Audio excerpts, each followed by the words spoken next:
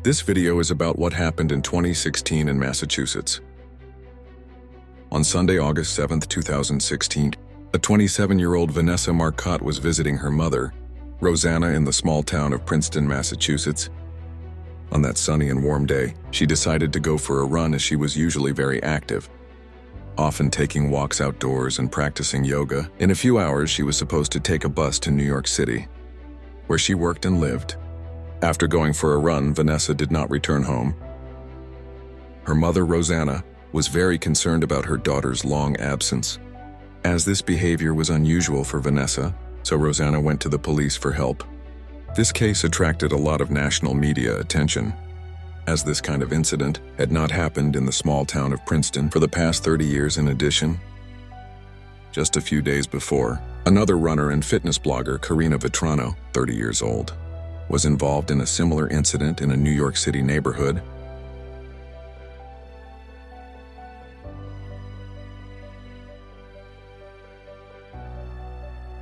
Vanessa Teresa Marcotte was born on June 17, 1989 in Leominster, Massachusetts. She excelled in school and graduated summa cum laude from Boston University in 2011 with a bachelor's degree in communications. After graduation, she worked at an online marketing software startup in Boston called WordStream. Later, she became an account manager in Google's New York City office. About once every 2 months, Vanessa had the opportunity to visit her mother and aunt, who lived in another state, in the small rural town of Princeton. With a population of about 4,000, she was an only child in the family, so her mother, Rosanna, looked forward to every meeting and was happy when her daughter found an opportunity to visit her. On Sunday, August 7, 2016, at about 1 p.m., Vanessa left her mother's house on Brook Station Road to go for a run, and then take the commuter bus back to New York later that day. The area she was going to run in was familiar to her.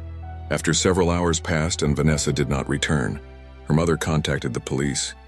Officers immediately began a search and searched the area that Vanessa's route approximately followed. First, at 8:20 p.m., a police dog picked up the trail and led the search team to an area of dense vegetation. About 60 yards from the road and less than a mile from Rosanna Marcotte's home, the body of a woman was discovered and quickly identified. The victim turned out to be Vanessa Marcotte.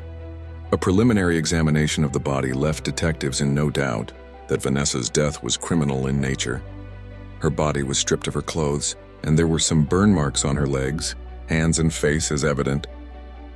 The place where the body was found is quite secluded. There are no houses, just the road and the woods on either side of it. Vanessa's cell phone and headphones were also missing. Police thoroughly searched the entire surrounding area, but could not find any of these items. Investigators believe the perpetrator had deliberately taken them because they might have left traces of his DNA on them. A sneaker with traces of fire was lying on the grass next to the body. Traces of fire were also found in other locations. Detectives concluded that the perpetrator used gasoline to try to destroy traces of his DNA. Forensic experts determined that the cause of Vanessa's death was strangulation. She fought for her life. And as a result, DNA from an unknown person was found under her fingernails. The fact that Vanessa's clothes had been taken off made the motive of the crime clear.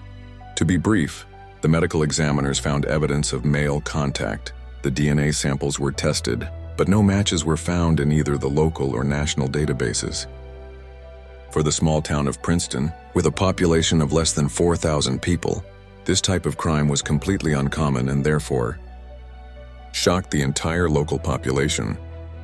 Authorities asked residents of Princeton and all surrounding areas to be vigilant and cautious, and asked anyone who saw anything suspicious to report it to the Massachusetts State Hotline or the Princeton Police Department. Worcester District Attorney Joseph Early Jr. confirmed at a press conference on August 11th that the perpetrator was probably male and had received minor cuts, bruises, and scratches during the struggle with Vanessa before her death. What happened to Vanessa came as a shock, not only to her family and Princeton residents, but also to her co-workers. A Google representative said, "Vanessa Marcotte was a much-loved member of the Google team, working in our New York office for the last year and a half, and known for her ubiquitous smile passion for volunteer work, and love of Boston sports. We are deeply shocked and saddened, and our thoughts are with her family and friends. Her alma mater paid tribute to her as well.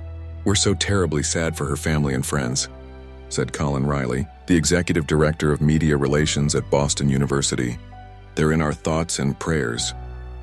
Police initially considered a possible connection between Vanessa Marcotte's death and an incident a few days earlier in New York City involving another runner, Karina Vetrano. On August 2, 2016, in the late afternoon, Vetrano went for a run in Spring Creek Park in Queens. Less than a block from her home, she ran alone despite her father's concerns. She was last seen alive after 5 p.m. just before she entered the park. After she failed to respond to repeated calls and text messages, Vetrano's father notified a neighbor, the police chief of the New York City Police Department, who began a search around 11 p.m. Her father found her body face down about 15 feet from the trail. As in the case of Vanessa Marcotte, Karina Vetrano's body was exposed, and the cause of her death was also strangulation. Despite the similarities between the two cases, investigators did not think there was a connection between them. 6 months later, 20-year-old Brooklyn resident Chanel Lewis was arrested by police after his DNA was matched to the one found on Karina Vetrano's body. On April 23, 2019, Lewis was sentenced to life in prison, without the possibility of parole. But who was responsible for Vanessa Marcotte's death?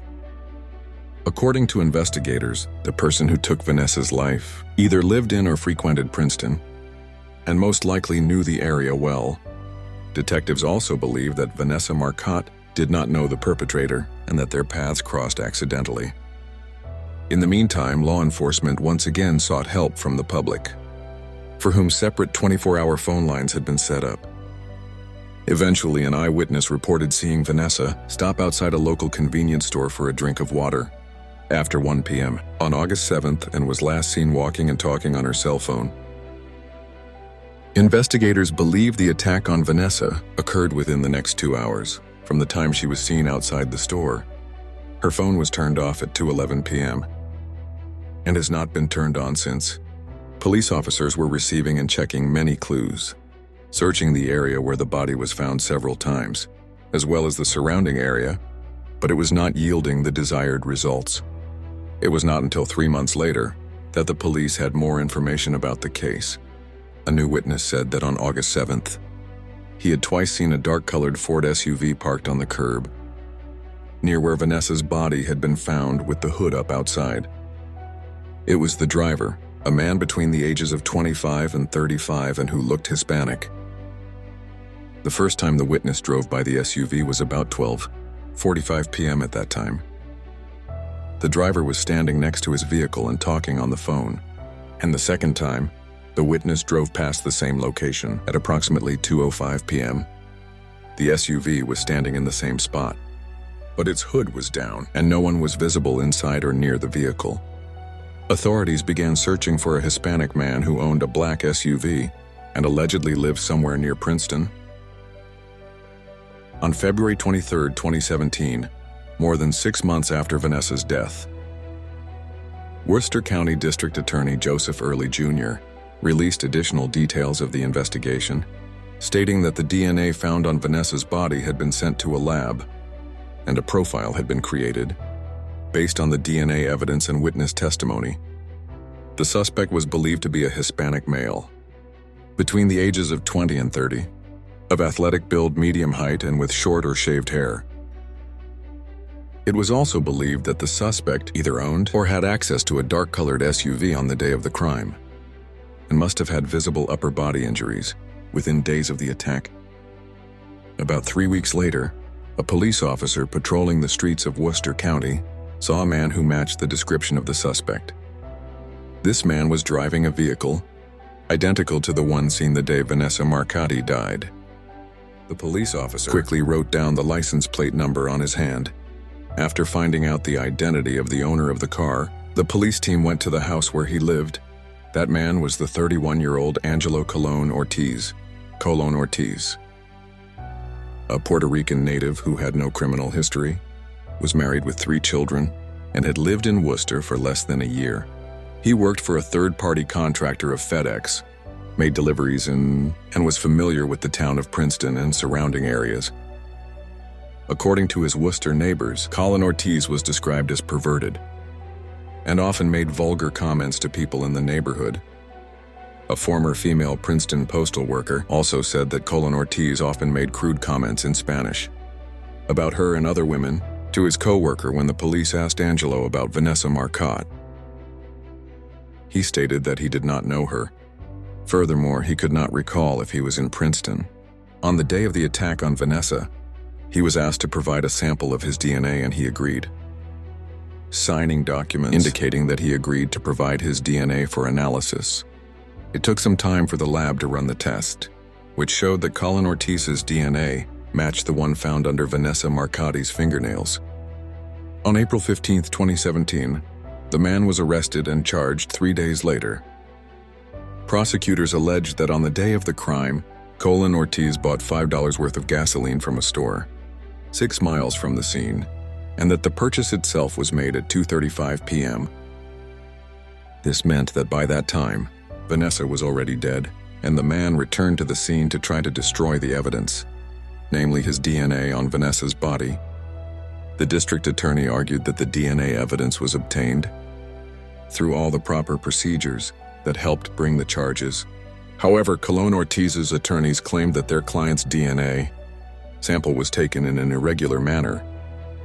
They cited that the language barrier prevented their client from fully understanding that he was not required to provide the police with a sample of his DNA, and Colin Ortiz stated that he did not know that he could have refused to provide one. In an affidavit in support of the motion to suppress, Colin Ortiz wrote that while he is a United States citizen, he was born in Puerto Rico and he does not speak, read or understand English. Colin Ortiz wrote that on March 16, 2017, 2 big white officers from the state police went to my residence with someone else who spoke a version of Spanish. That was strange to me. The trial dragged on for years, but eventually on January 11, 2022, Judge Janet Kenton Walker denied the defense's motion to suppress the DNA evidence.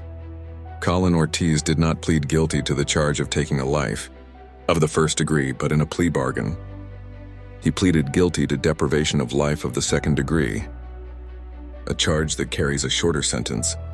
He also pleaded guilty to the robbery charge, which carried a sentence of 20 years in prison. Prosecutors said Marco's family agreed to the plea bargain to spare themselves a harsh trial. We are thankful and pleased that the trial ended the way we always wanted it to, that this man will now be in a place where he cannot hurt anyone. The way he hurt Vanessa, the Marco family said in a statement released by the district attorney's office, "Let's keep this monster off the streets. I'll be dead long before he gets a parole hearing." Vanessa Marco's father said Angelo Colin Ortiz, 36, was sentenced to life in prison in October 2022. He will serve 20 years on the robbery charge and then begin serving a life sentence, which includes a minimum of 25 years before being eligible for parole. That would make it at least 45 years in prison before parole eligibility.